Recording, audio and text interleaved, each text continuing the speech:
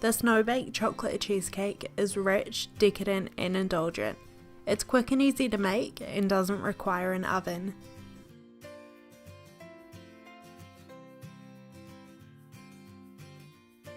Start by making a chocolate biscuit base for the cheesecake. You can use any type of cookie or biscuit that you would prefer, but I recommend going with Oreos. They're delicious, rich and sweet, and just work so well for this. I'm using about 25 Oreos for this recipe, which works out to be about 300 grams if you are measuring this by weight. Place your Oreos in a food processor and process until you have fine crumbs. If you don't have a food processor, don't worry, just place the cookies into a plastic bag and bash them with a heavy fry pan or rolling pin until they are fine crumbs. If you would like the full recipe for this chocolate cheesecake, it will be on my website, as well as the full measurements in the description box below. Make sure to subscribe to my channel so you don't miss out on any new content, and take a look at my other no-bake cheesecake recipes.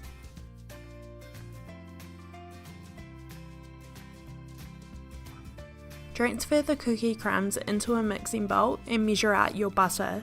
If you're using Oreos, you'll need half a stick, or about 55 grams. If you're using a different type of cookie with no cream filling, you'll need to double the amount of butter.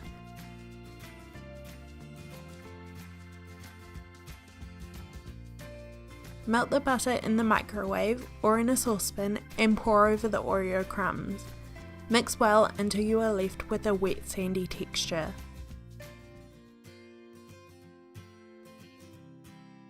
Pour the cookie base into a lined 8-inch or 20cm cake tin and press down with the back of a spoon until well compacted and even.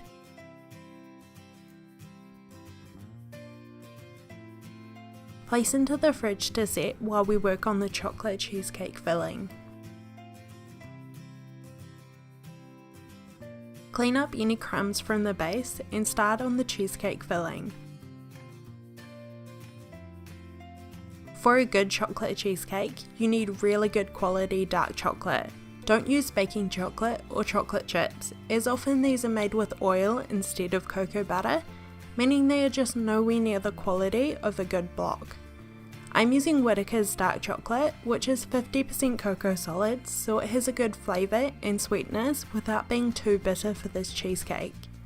Try and use between 45 to 60% cocoa solids for the best flavour. Use a serrated knife or break your chocolate up into small pieces and place into a heat-proof bowl. Place the bowl over a pot of simmering water and turn the heat off and leave to melt slowly.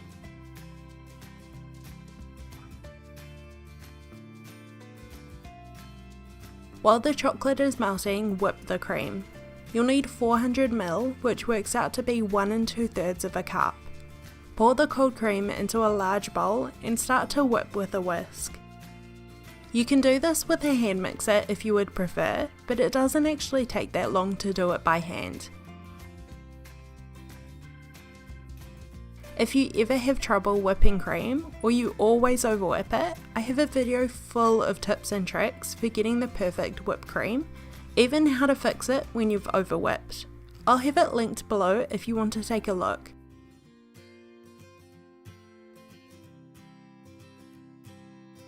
Whip the cream to the softly whipped stage, as it will get whipped more when all the ingredients are mixed together.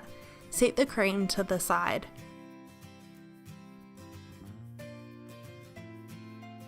Your chocolate should be about melted by this point. Make sure it is completely smooth, remove it from the saucepan and set it to the side to cool.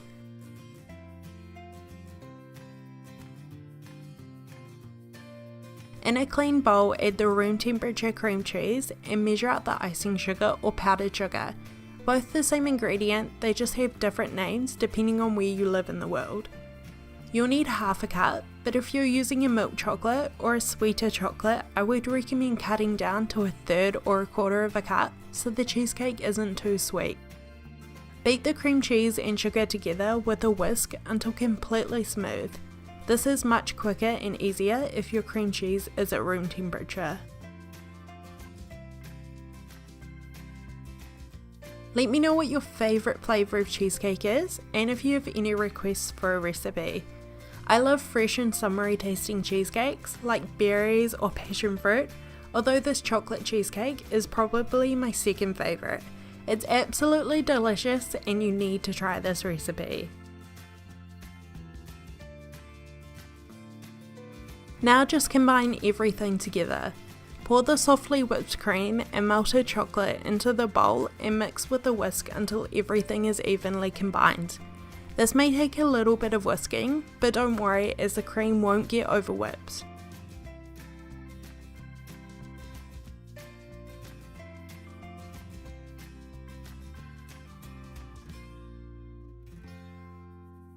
You should be left with a smooth, fluffy and velvety chocolate pudding consistency. Pour the cheesecake filling into the cake tin and smooth out the top with an offset spatula.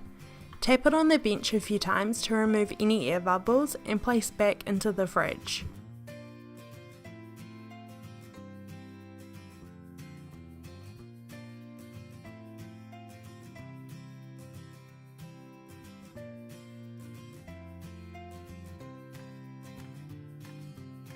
Now the only thing that can make this cheesecake better is more chocolate, and that is in the form of chocolate ganache. Chop the chocolate into small pieces and place into a small bowl. Pour the cream into a saucepan and place over medium heat. Remove it from the heat when the cream is just coming to a boil and pour over the chocolate. Leave for about 5 minutes before stirring until completely smooth.